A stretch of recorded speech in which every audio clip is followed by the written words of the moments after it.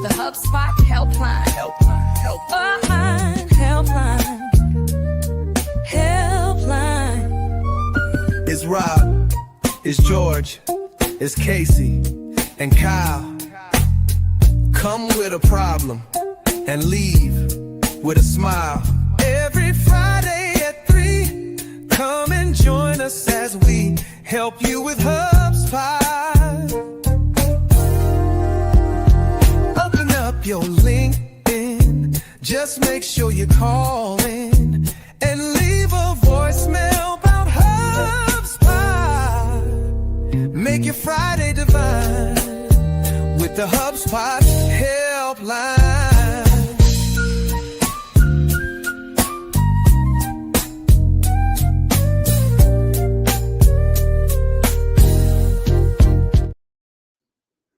What up, world? It's Rob, it's George, it's Casey, it's Chris. This is the HubSpot show you just can't miss. The HubSpot helpline on Fridays. That was off the top of the dome, not bad. I've been meaning to change the song. George, Chris, Casey, how are y'all this Friday? Wow. Not everybody at once. I guess I should do some more intentional directive. Chris, how are you on this Friday? Hanging in there. Pat under the weather, but we'll get through it. He's like, I've almost made it, Rob. That's how I feel. Yeah, in the words of Ricardo Montalban, it's better to look good than to feel good. You look great, buddy. Beard is very strong. Casey, how are you? I'm good. Back with us this week. Going to Great Wolf Lodge this weekend. My first time. I have to know how that is. I've wanted to go there since I realized they were a thing. And I think the last time we looked at the prices, everybody knew they were a thing because it was like out of our budget. But if it's good enough and worth it, you got to tell me. Well, I'm rich. So. Oh, yeah, obviously. I forgot about that. Speaking of rich, George, how are you this Friday? Oh, God, that's not me. But by the way, Chris, I can't move forward if I don't say, you look marvelous, darling. Like, that's we got to throw that out there. Definitely not rich. Well, maybe I am like in life and family and that kind of thing. Financially, not so much, but I'm not even really trying to like go for that, but I'm doing good. It's a Friday. I made it past the week after vacation, which is just usually a real interesting week as a business owner, but we made it. And I'm excited because after this show that we're doing, I have one more meeting with a client, and then I get to go with my wife and some friends to see the B-52s. I'm just throwing that out there. What? Just saying. I have wanted to do Hub Shack for as long as I've been working in this ecosystem. And let me write that down. That's next up on the list. Yep. Hub Shack. Got to do it. It's a little old place where humans help build each other. I'll workshop it more. That wasn't very good. B-52s. I didn't know they were still a thing. I mean, I guess they're. Either did I until one of our older friends said, would you guys like to go with me? And we said, sure. And then all of a sudden it went from like 2 people to 3 people to now 7 people are going to go see the B-52. So I'm excited. It'll be a nice evening. It's like outdoor thing, but I do have a hoodie, go figure, ready to pack and take with me in case I get cold, that kind of thing. Well, you only need to recruit 45 more to make it appropriate for the occasion. Right. I know. Good job. Yeah, quick math. It's the one thing I'm also not good at. It's usually not right, but it is quick. Speaking of a dream coming true, like seeing the B-52s, you to lead us into the first topic real quick, and then we'll get to the mailbag. And Chris has a question. I'm sure Casey had something. I've got this pulled up. But you mentioned that while you were off on vacation last week, you got back, difficult as a business owner, and then you realized I think you said 3 days ago, your dream came true, and you realized it 2 days ago because blank now happens in blank. Can you tell the audience in case they missed this update? Yeah. So first of all, this is less HubSpot, more AI in general. And I use ChatGPT as like a backbone of a lot of stuff that we do. And so now we have business knowledge, which is a thing that you can enable. But as part of business knowledge, 3 days ago, and I finally got it, realized it yesterday and got it hooked up today. ClickUp now works with ChatGPT, or ChatGPT now works with ClickUp. And so if you're a HubSpot person out there and you happen to use HubSpot and you happen to use ClickUp and you happen to use ChatGPT, your world just got really interesting, especially if you're out there and you use Gmail and Google Calendar and HubSpot and ClickUp, and all of a sudden that's your business knowledge vault with Google Drive. Life just got real interesting. The amount of things that you can do based on that. Yeah, no, I mean, this is definitely HubSpot helpline, but I know I used to use ClickUp every day at RP, so it's within the realm of things that we can talk about. And just to be clear, you have this scheduled for tomorrow, so there's not like an opinion or feedback or review yet. You're just excited about what. Yeah, not a review, but I'll let everybody know what I'm excited enough about that I'm gonna wake up at like 6:05 to go see what happens. And that is, I have asked ChatGPT every morning at 6:00 to give me a list of all tasks that need to be completed, listed by the users in my ClickUp channel. So now I get immediate visibility into who needs to do what when over the next day, 2 days, 3 days, whatever, every day, basically. And so I'm excited to see what that does for me, enabling the work I do, but then also enabling the work that others need to do that I may be part of as a leader. Love it. I will call you at 6:07 a.m. tomorrow, and we'll go over it together. I can tell you, rest assured, I will not answer. Okay. So enough about ClickUp. This is a HubSpot helpline, dadgummit. I wanted to go to Casey next because she had something about credits that I don't know if this is a rant that we're gearing ourselves up for or a plea for help. I don't know what it is. Casey, you had a LinkedIn post and something about HubSpot credits that I'm just going to let you get into. I asked for help. So I started this a little with Chris and George this morning. So I have a bunch of clients that have credits in their portals. Any accounts, I think it's the accounts with seat-based pricing, we're given, okay, I'm getting nods, so I'm right. We're given access to credits, depending on your tier of HubSpot depends on how many credits you're given a month. But there's a monthly allotment. They don't roll over, so it's use or lose. Most of the portals I work in are losing all of those credits each month. Worth noting, I have started using a lot of the new agents inside of HubSpot, which currently are still in beta and are currently not using credits, but likely will as they move out of beta. However, right now, I'm having trouble finding effective use cases for the credits. I have used them to set up intent monitoring for some clients. However, anyone that joined the Sprocketeer Power Hour today heard me go on a rant about like how I feel about intent tracking. Generally, this is not HubSpot specific, just like monitoring company intent, I find to be a little rocky. Like, how do you actually know? How do these companies do they really have intent? What does that even mean? So I've set that up and that will use credits, but I don't love that use case and I don't love that use case for all of my clients. So Chris and George, are you using your credits? What are you using them for? Yes, George is muted. Yeah, George gets me on the morning show all the time over this. This is so I muted myself because I didn't want other ding dong bloop bloop things to be happening while you were talking. So here's what I'll say. First of all, can I dig in deeper to the thing that you said at the very beginning of that is that people are losing credits. I was in this camp, and this is why I can say this. People are losing credits because of fear that they'll overuse credits. Correct. they're afraid that they'll turn these use cases on that we're going to start to talk about, and all of a sudden they're going to get a, $5,000, $2,000, $10,000 bill because nobody was paying attention to the credits. If you allow fear to dictate your decisions, you will lose more than just credits in your life. I'm just going to throw that out there. Okay.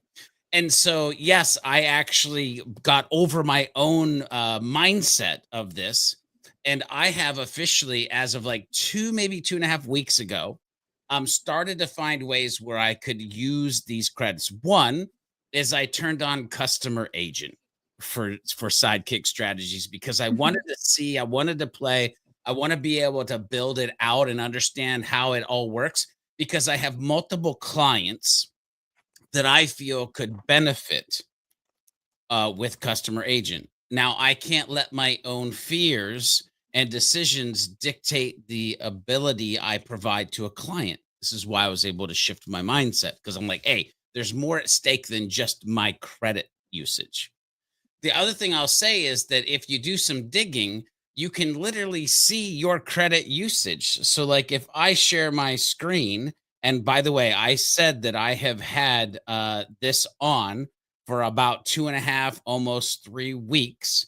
If I share with you that I'm using the customer agent, I've used a whole whopping 360 credits out of my potential 5,000 credits. Okay. So here's the thing, like, come on. Like, if you don't at least turn it on or try the use cases that we might be able to dive into, and you don't go to the ability to go look at your usage and also be able to refresh your usage and know that if you get to a certain space or place that, okay, it's time to shut her down or whatever until the next cycle hits. So yes, I am using HubSpot credits. No, I do not want to lose my credits. And well, actually, you know what? Let me share my screen again, because to be a good human, I also want to let everybody watching this show know that HubSpot Hacks has put out 2 great videos that you should watch. And by the way, I am an agency talking about another agency that happens to do video tutorials that, like, because I feel they're valuable and I want to get them out there. One, how to manage your HubSpot credits and avoid overage charges. Go watch it. The other one is HubSpot Credits 101, what uses them and what's free. Okay. Now this, ladies and gentlemen, HubSpot Hacks, I love you. This will need to be updated. There should probably be a monthly update to this video where you go to the description and be like, go watch our latest video on this, because HubSpot is going to continue to change what actually costs us credits to do. But definitely, if you're like, if you're, and I'm going to shut up, by the way, but if you're where Casey is saying most people are and where I was, at least those are 2 videos you could go watch, and you could go test some of the things that we're about to talk about. Again, customer agent might be a good place to start. I assume most of the audience is much smarter than I am, specifically in relation to HubSpot expertise. But I'll play, if this is worth going down this road to like the 101 level, I'll ask a couple questions that are confusing. You mentioned that they don't roll over and you're losing them because you're not using them. They don't. You have 5,000 a month. That's all you have for the month. And if you don't use them, you don't have 10,000 the next month. Is that correct? Right. They are HubSpot. They are not AT&T. That's exactly the joke I was going to make. So thanks for stealing my thunder. To be clear, just to be really clear though, you can buy more. Like, yeah, that was so the second question, not to interrupt, is fear of, turning them on. So per action or per what, like, use of customer agent, it'll use a certain amount of credits, and people were worried that that would just eat through their credit allotment so quickly that they would end up having to spend money on credits that they didn't already have included with their subscription. Is that correct also? Got it. Yes. Okay. So there's go ahead, George. Double down on what we're talking about right now too, is because, like, you can get at a very granular level with this, meaning I'm sitting here in an organization of about 7 to 10 humans. that's not hard to pay attention to. If you're watching this and you're in an organization of 20, 50, 100, 1,000 humans, it gets a little bit more crazy when you start to think about how this could extrapolate. But that's where you can manage user permissions to who can use these things that actually use your credits. So you do have some reins to the potential runaway stagecoach that could happen that is HubSpot credits. I'm so glad you went towards that analogy. I think we've got the cart doing victory laps, and the horse has not even made it to the starting gate.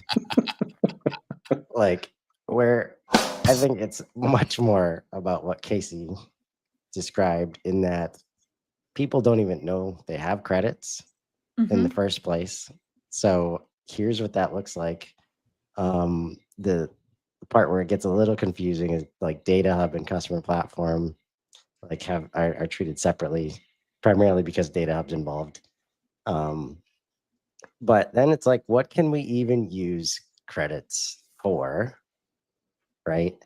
And we've mentioned the agents. I don't know if there's an easy list here, but it's like customer agent, prospecting agent, data agent, and put me in, coach. Yep. There we go. Like that. I did a training on this like today, right? Yeah. This is how my hyperfixation works. I won't shut up about a topic for 24 hours. We need the help. So yeah, these are the features that use credits. There's Breeze Action and Workflows, Prospecting Agent, Intent. I spoke about that briefly.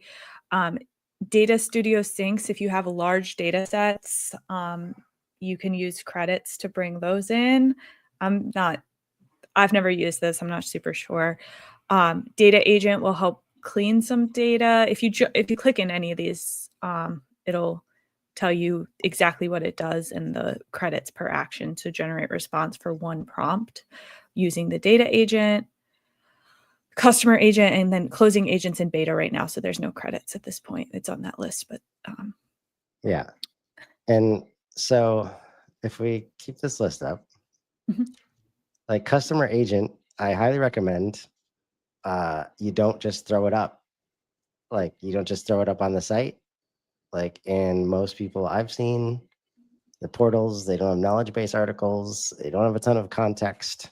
So just throwing up an agent, I think in both the case of Customer Agent and Prospecting Agent, there's a bit of setup to do that most companies are not prepared to do, unfortunately. And a lot of times it's just like, hey, this stuff is happening outside of HubSpot. If we bring that stuff inside of HubSpot, now these agents, are going to be a lot better. And it should be very easy to like import PDFs and strategy documents and voice and tone and, just fill out the brand identity area of AI settings and you'll be good to go. Intent, like, we're not even good with the data that we do have. Like, should we bring more of it in?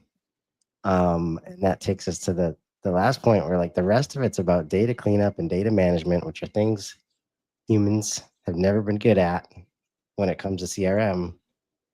So like the amount of understanding you need to be able to use Breeze in actions or in at like Data Agent, I just think that the education gap is so huge right now. So you could be staring at these credits. And especially when we talk about all the accidental admins of the world, like they don't have time to be figuring out this part when they haven't even like mapped their data model, and it's on them to make sure HubSpot's working right. So I hear you, George, and I've definitely heard some of that where people are like they're ready to set it up. Then the next level concern is, well, I can't budget for this. I don't even know how people are going to use it. And I got all these teams. I think it's going to be very interesting to see how credits get spread across teams. It's like a whole nother layer. But yeah, that's my thoughts. I think the part I'm struggling with, me as a human, is I know how the credits generally work. I know how much stuff costs. But kind of jumping off of what Chris said, like customer agent, I wrote down when you said that, Georgia, I wrote down, how long did it take you to set up customer agent? You have a knowledge base, so but I'll just let you answer that question. Yeah. So, first of all, the initial setup, I just ripped through. Mhm. Like, hey, do this, look at this, do that. In the understanding that I was gonna come back after vacation and like try to finesse it and see how deep I could actually go. Mhm. If I were to give somebody like an hour's, like I think Mhm. the initial setup I did in less than an hour. Mhm. But I would probably want to spend, 3, 4, 5, maybe even more, again, depending on how deep I can go with it to tweak it and finesse it. Because but also you got to remember you're talking to a nerd. Like I Mhm. cloned myself. I've been through the process of like making it sound like George B. Thomas. So like if I'm going to go into customer agent and use HubSpot's customer agent, I want to know all the levers and buttons I can pull and press to make somebody go, damn, this thing is dope. Not, oh yeah, it's another AI bot.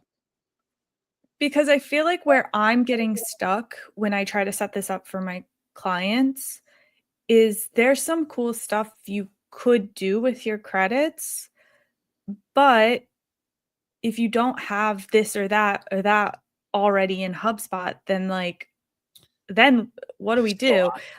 I think I know what you're saying because I ran into this scenario earlier this week. Somebody sent me over a documentation of like, we want to implement an AI bot for our website for sales and marketing processes. And they had all of these things they wanted it to do and be great at. And immediately my brain went to, and where does that content live? Because if you haven't historically created that content, then we need to create that content. Which, by the way, this is a conversation that I have not yet had, but am willing to have right here and right now.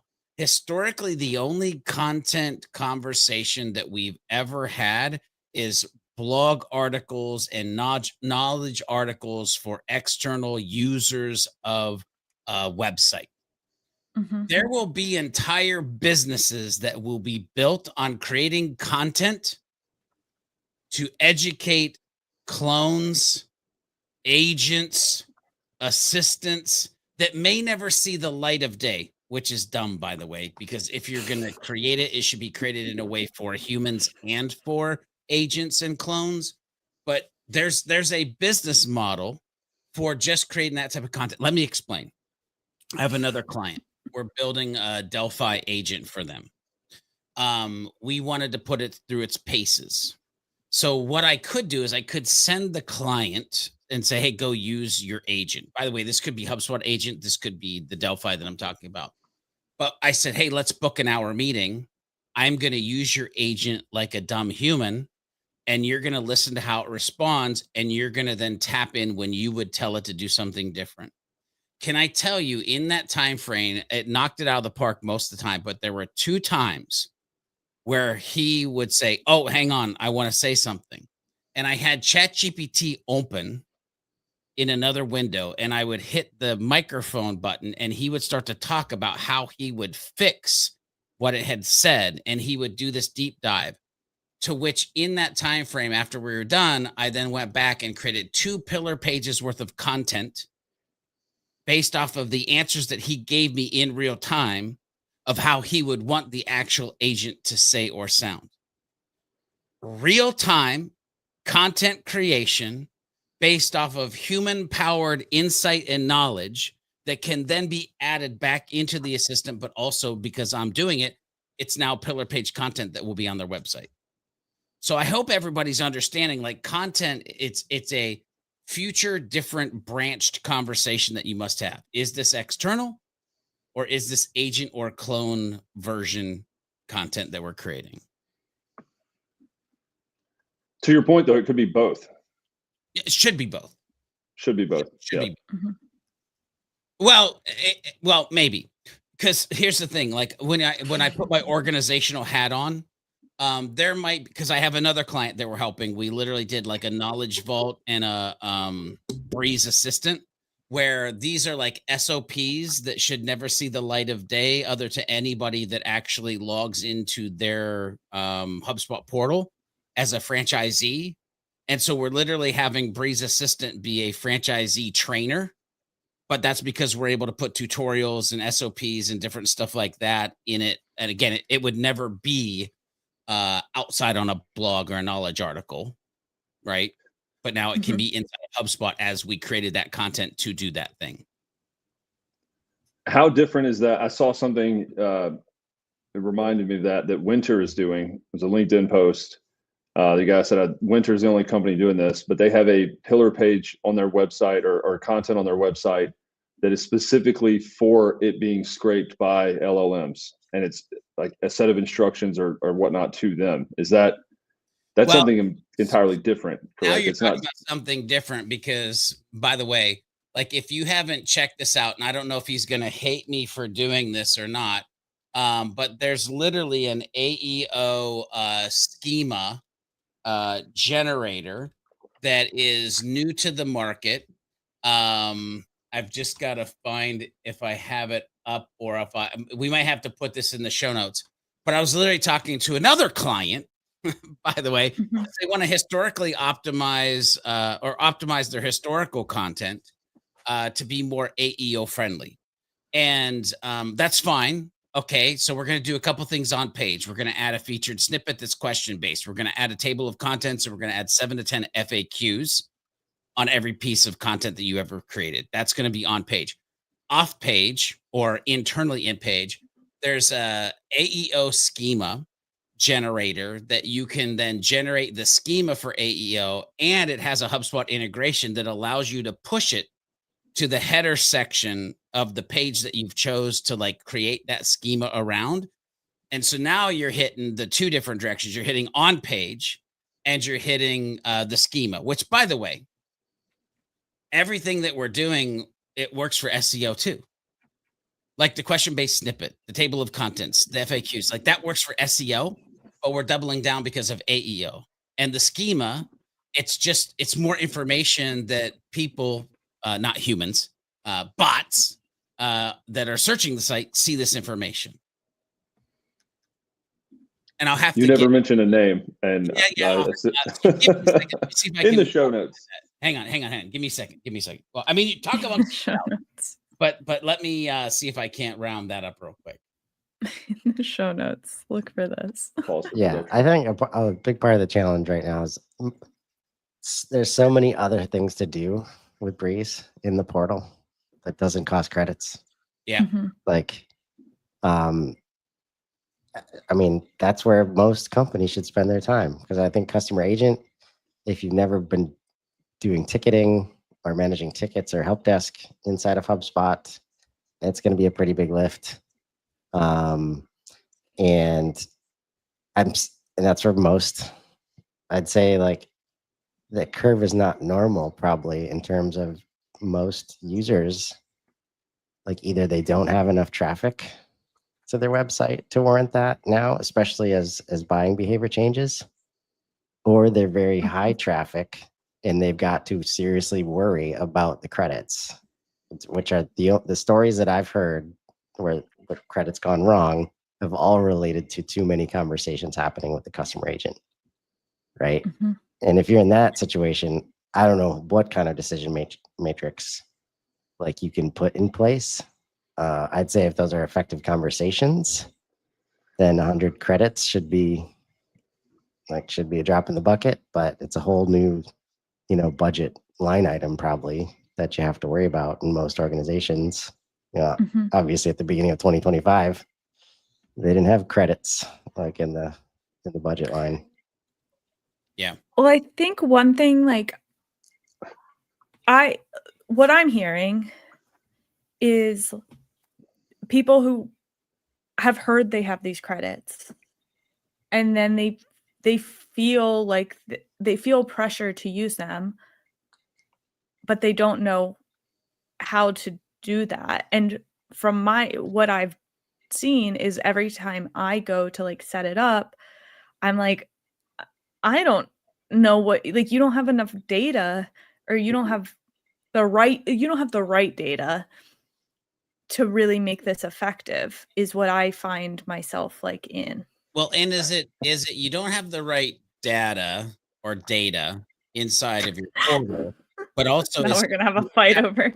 you not have the right data in your brain because you haven't educated yourself to understand. And this is why I brought up the HubSpot hacks videos, by the way. You haven't Mhm. educated, and Casey, I'm not saying you, I'm saying the No, general no, no, no, yeah, yeah, yeah. population have not taken the time to educate themselves on where and when and how to make a smart decision, right? It's almost like you have to go through a new sales process, but it's an internal sales process in your own brain for like the effectiveness or use cases. But Mhm. to go through that sales process, you've got to educate on like to sell yourself, right? So for fear, George said, let my fears go by the wayside. So that I'm going to say that before I ask this stupid question. But here we go. I guess What could go wrong? you could, a lot could go wrong. You could drill down into this so much further. And so maybe Chris, George, Casey can help me out with this. If it's customer Mhm. agent and there is it'll block credit. So if you have 0 left, it'll give a prompt, or that will stop working in effect until you buy more. It's not just going to charge you money based on over usage, right? It's not like roaming. To use your thing, it's like, oh, I'm roaming. I don't have any, I'm out of my coverage area, that type of thing. It's not just education. I'm wondering why you couldn't either give limiting factors to that, like directions built into the prompt of what they're supposed to do, or like a by any means necessary type of thing. So I don't know if it would be just volume. I don't know if it's just based on transaction between, if George goes is interacting with customer agent and there's a lengthy conversation, is each response an amount of credits? Is it just certain people? If Rob the troll goes to your website just to use your credits by asking a bunch of stupid stuff, could it kick me out, right? Is there a way that you could program or give instructions that are, hey, I'm not even going to use a credit here. We're going to ping a CS member or divert this to somewhere it could be answered because we haven't learned this yet. Like I am not capable of doing that. Versus, could you also say, I don't care if it uses 1 billion credits, we are not handling any more, like this will not be passed off from the agent if it were trained well enough and were educated well enough. Is there a way to put parameters on the usage, not just in terms of credit, but in terms of decision making or ways that those tools are being used? And first of all, let me just kind of back us up 50,000-foot view, because you mentioned customer agent specifically, but we have to remember that screen that Casey was sharing that had like a bunch of different options that could be using the credits. And to my current knowledge, not every one of these tools have a turn it off if I reach my credit limits button. Now, if HubSpot created that, then you could literally, because right now I believe it is just based off of volume. Like if you go and look at data agent, right? It tells you 10 credits, total actions. Here's the credit usage. If you go to, the customer agent, it says same thing, cost per action, total actions, credit used. And so at the end of the day, it is a volume thing. Therefore, if I reach this level of volume, shut it off for each tool, cool. But again, to my understanding, that's not the world we live in right now. Therefore, you have the potential of something eating up or using more credits than you may have wanted it to, and or going past what you had allotted. Now, I could be completely wrong. If there's somebody out there, even on the show, it's like, George, you're full of cool, let me know. But to my understanding, no. There, Go ahead. Can you bring my screen back up? Because this came up earlier today. Because in the documentation, there's this spot to manage credit settings, and you can set it to like auto upgrade or pay as you go and stop overages, like stop before it pays. However, I checked a bunch of portals and I don't see that option anymore. It's supposed to be right here, and I checked I checked multiple portals, more than one, and Yeah, Need it's some not, parental controls on the credits. it is not in mine. I wonder if it's in the. Nope, that goes to a knowledge article, and I wonder if it's in here maybe. Nope, that's just user permissions. It's I don't see it in my portal either, Casey, of being able to like manage it in that way. And so again, that's like Mhm, you almost as a user, I want to have a fail safe, mhm. and I don't see a way to have a fail safe. That's the word I think I've been looking for this entire show is fail safe. Thank you, George. Yeah. I think like with customer agent is definitely the most configurable in terms of like all that stuff you were talking about, Rob, because I mean, it is open to the public. I don't know about things that can like prevent like whatever we'd call the DDoS attack of the agent, like of somebody just spending your credits. But it looks like you can pause it. And then it's a matter of if you've given the system permission to just add more credits. But what's interesting though, this is again where if this is your first, if you've never even used a chat before, right? It says once paused, or here we go. Like once customer agent assignment is paused, visitors will no longer see powered by AI within the header of the live chat, which means it's moving to a human-based live chat. And do we have somebody like available for that? Yeah. Right. With that said, like, can we take like a couple steps back and talk about like what we've talked about customer agent. Customer agent is like an AI chatbot, right? Yeah. Okay. Yes. Yeah. I just like it's as if you had ChatGPT on your website and it was trained on your business and it was chatting, or Yeah. like George's clone. Yeah, yes and no. I Okay. would say, and I hate this term. It's an AI chatbot on like crack. Right. So like you're again, I said I hate the term. But Well, I think I'm more laughing at you. Like I hate to say it like this. I mean, at the end of the day, like a normal AI, chat bot probably doesn't have where it can like immediately find knowledge gaps. It might not immediately have reporting associated to it. Like if we go into the customer agent right now, like there's a CRM data beta in the actual like management section. There's an email capture beta inside of, so like normal AI chat agent, I don't think gets like new beta features over time that can be like that. Again, we got to realize HubSpot is HubSpot, and this thing is ever changing into what they think it should become. But simple answer, sure. AI chat bot, kind of. Yeah, that's makes it clear as mud. Again, speaking as the troll of the group, I would be the one going on there. There's like a talking about training the agent and not only credit usage, but how do you get an agent or an LLM or whatever you're using up to speed with the reference you made about the client, and you had 2 real-time human insight powered things that you use to create the pillar content and then update it. Yep. Are there parameters on what customer agent or other things are allowed to do?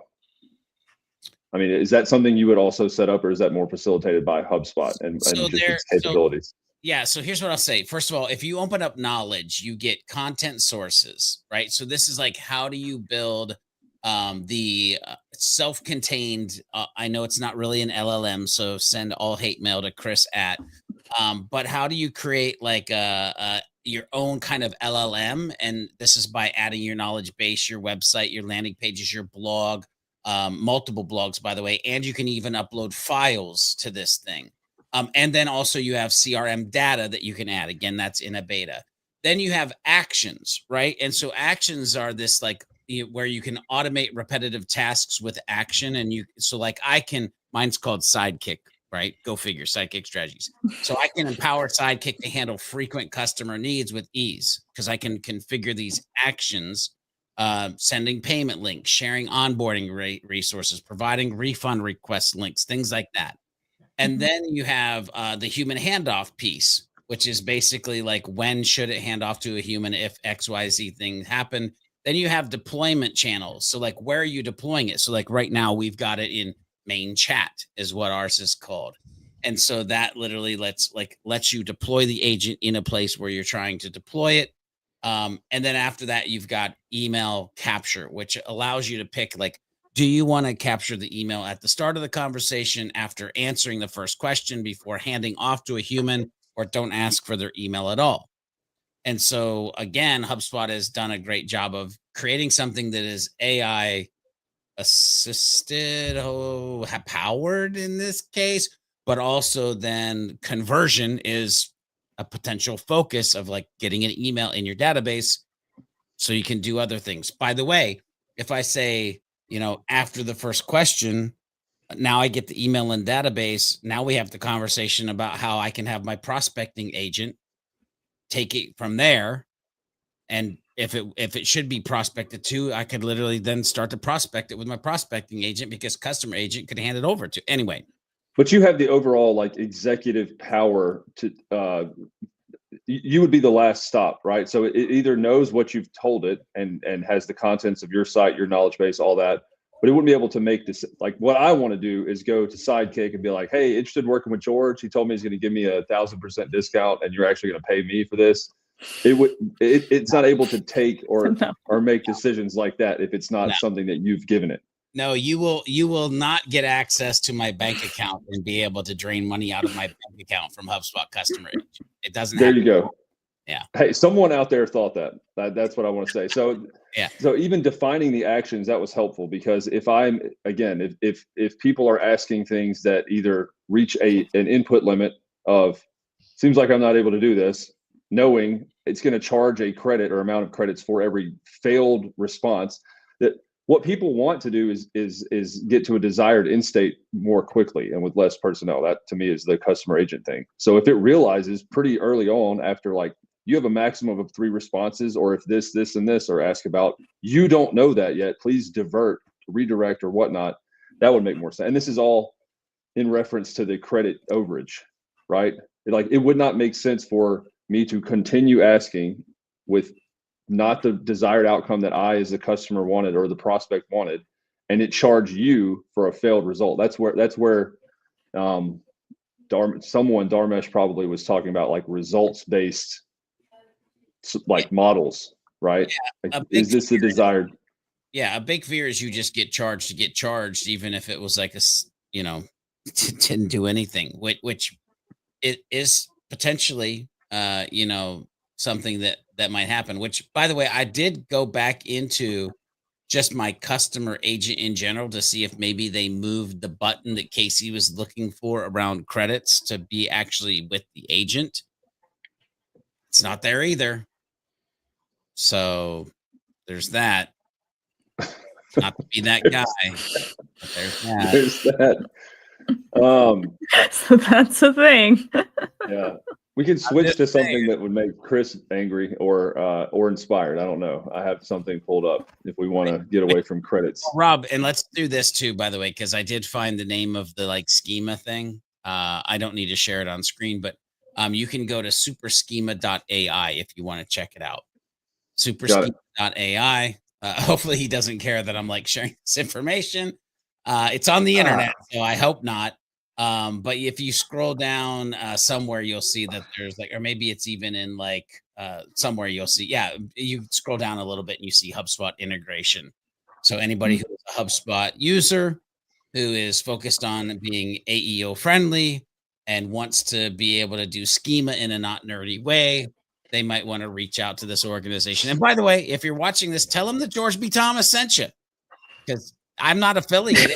Let them know, because if they hear that enough times, maybe they'll at least say thank you or something. And use code George at checkout. I'm not affiliated with them. I'm just saying I've seen it in action. I think it's cool. I like what it's doing for people that aren't necessarily nerds, but want their content to be effective in AEO search. Which, by the way, let me just throw this out there, because I don't know if a lot of people know this. Like, if you happen to be using Cloudflare for your DNS, Cloudflare automatically makes it so that LLMs can't search your site. Like, I had to go into Cloudflare and tell Cloudflare that I want it to enable LLMs to be able to search my site. So if you're watching this and you're like, well, of course it's searching my site. Go check GoDaddy, go check Cloudflare, go check where your website is hosted or the DNS is, to make sure that they don't have some sort of like block LLM settings, so that you're like not cutting your nose off to spite your face. That's not a good example, but you know what I'm saying. You know what I'm saying. Yeah, people that are Like, do all this work, right? Do all this work, use the schema generator, add all the snippets, and then like That's crazy. later you go, oh crap! Like, what I'm locked at a DNS level. What I'm hearing from that is people that might be complaining, because we've seen that, right? We've seen that at Supert. I saw it at RP. I've heard other people talking about with, well, we don't really know why we're showing up in ChatGPT, but our company, like, we got to lead from here. You're saying that some people might not be getting that type of exposure or getting leads coming in from that, and it could be their own dadgum fault. Yeah. I'll censor myself because they have a setting that they know nothing about. I'll go back to this. That's wild. The amount of websites that I've seen launched back in the day with WordPress, to within the first 30 days, somebody asked why we're not getting traffic, and I went into WordPress, and somebody had set the setting in the dev setting of like, don't put this site so it can be searched. And like, you uncheck it and be like, hey, give it 30 days. It'll be searchable, but you were telling it not to be searchable, or your dev team was. Like, I've run into that. And it's literally this same scenario that might get caught in, is like, you're doing all this work and then you didn't realize it was being blocked at a DNS level. I learn multiple new things every time I'm on this call. Yeah, Chris asked me today what to look out for with changing his domain. This is what you should look out for. I don't have to worry about that because it's hosted in HubSpot. No, the DNS. The DNS. Yeah.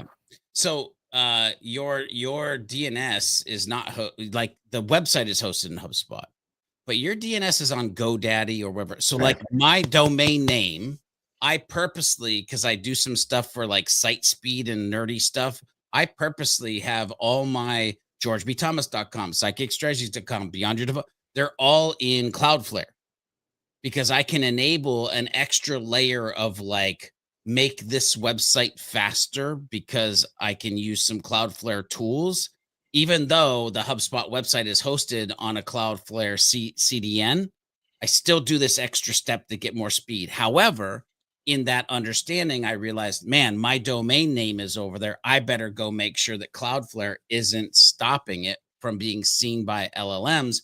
And it was a setting that I had to go change. Did you say LLMs or aliens? It could be either. Yeah, I did say LLMs though. Both. Just trying to see if Chris was still paying attention for this to wrap us up. I think we asked this maybe 2 weeks ago, 3 weeks ago, but it's from the Reddit mailbag. And we've had a similar question. Chris, this was really cool that you said, I want to read the prompt again or read the question again and remove the word AI. I think you're probably staring at what I'm looking at right now. Maybe. Anyway. I'm not. What is one thing you were Chris is able to sticky. do in HubSpot? What I omitted from that is, what is one thing you were able to do if AI was done right in HubSpot? And it really changes. Like, this question has been asked a ton of times. What's one thing you wish HubSpot had? Basically, what's one thing you wish HubSpot were able to do? And I went and found both. I can't find the other one right now, but a lot of the questions or a lot of the responses are about the same. Does that say more about the HubSpot improvements in general, probably 6 months ago since that question was asked, or does it detract from like the AI and that it's not fully baked out yet and people are still expecting it to be able to run their business for them? Let me give you some examples. That part. Top response: build complex reports, build simple reports, build reports, build any report that is in some way used. Like, that seems like more of a human problem. But, yes. See, but here's the thing, Rob, you're not hitting on anything new. For the last 6 or 7 years, I've been able to ask a question and know the answer. If you had to tell me what your Achilles heel in HubSpot would be, what would it be? Number 1, reporting. Number 2, workflows. Without fail, those are the answers that I get. Now, can I just say something, not to derail us? I did something earlier today that shocked the crap out of me. Stick a fork in an electrical outlet? No. I went to clone a page to build another page in HubSpot. And there was a checkbox that I could check that asked me if I wanted to generate new content with AI as I was cloning this page. And the process that it walked me through, I was like, I might have to come out of retirement when it comes to HubSpot tutorials, because, oh my, like, it is a completely different way in which you can build something that was never able to be built in the way that it was happening. And so, like, do I think reporting will get to that point too? Yes. Is it there now? Not in my opinion. Like, Chris, I'm getting sick of saying it. It is the worst that it will ever be. That just the variance of responses from humans. George, I don't know if you had the humans drop, but from the humans. There you go. Tells me it's more their problem, and it's a very subjective matter anyway, AI or not, right? This response, anything, the AI in HubSpot does not work properly. The response: are you serious? I've been using Customer Agent and it's awesome. It handles above 70% of my tickets. Is that not the same? They're using the same thing. One person, not very good. What are the expectations, I guess? Other person, I love it. 70% plus is automatically handled. So I am sticking up finally for AI, right? I've been a lagging adopter and very cognizant and all that. It's probably my mom's fault because she's a Southern woman. But leave the AI out of this. This speaks more to the capability. This is the part Chris will like. What are you trying to do with it? How much data is actually? Yes, HubSpot. Yes. What is HubSpot supposed to be doing for your business? That first person, like in response to the customer agent comment, might have been like, "You can do tickets in HubSpot." Oh man. Yeah. Right. Like, that's where we are. And that's why you just take that word AI out and people are in the same spot. That's why it's like reporting. Like, those two weaknesses, I tell everybody those are my two weaknesses because I spend time on data modeling, on what are you trying to do with HubSpot? Because if you can't handle those two things, I'm not touching reports because we're going to waste a lot of time with no like real result, right? Yeah. And it's unfortunate, but this is from the historical need to buy tools for like specific activities. Like, I want to email people, I want to report on stuff, I want to automate, instead of I want to use HubSpot to grow my business. So I don't mean to be a dick, but A AI, strong start. AI is not your strategy. AI is not your goal. AI is not going to help you with your education deficiency or manage your expectations of something that you don't know about or haven't put your brain towards. Again, I'm not trying to be a dick, but if you don't take time to set the expectations based on the goals that you have and the strategies that you're implementing and realizing it's AI assisted and human powered, you will continue to have issues. Yeah. Bolian says all the time, knowledge transfer does not equal behavior. That requires having some knowledge in the first place, but AI is not a strategy. I love that. Like what is the desired end state? Probably the same as if you didn't have AI and it was never invented. I want to help more people. I want to make more money. I want to reduce time here. Like whatever you're saying that I want to make my outbound process more efficient and reduce errors. With or without AI, is that not like the desired intent, the end state? Yeah. So yeah, glad I could finally for once one Friday stand up for AI and put some blame back on the humans. Yeah, I appreciate you, Rob. There we go. Finally. I got the message in my ear. Yeah, there we go. It's been a great Friday. George is back with us. Casey has been trying to not rant again, and Chris is under the weather, but we'll be back next Friday at 3 Eastern after Rob, this update from George. Hey, I just got a call from AI. It says, Thanks, Rob. See you next week. Hello, you've reached the HubSpot helpline. Helpline.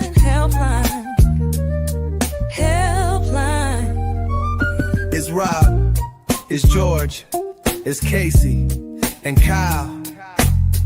Come with a problem and leave with a smile. Every Friday at 3, come and join us as we help you with HubSpot. Open up your LinkedIn, just make sure you call in and leave a voicemail about HubSpot. Make your Friday divine with the HubSpot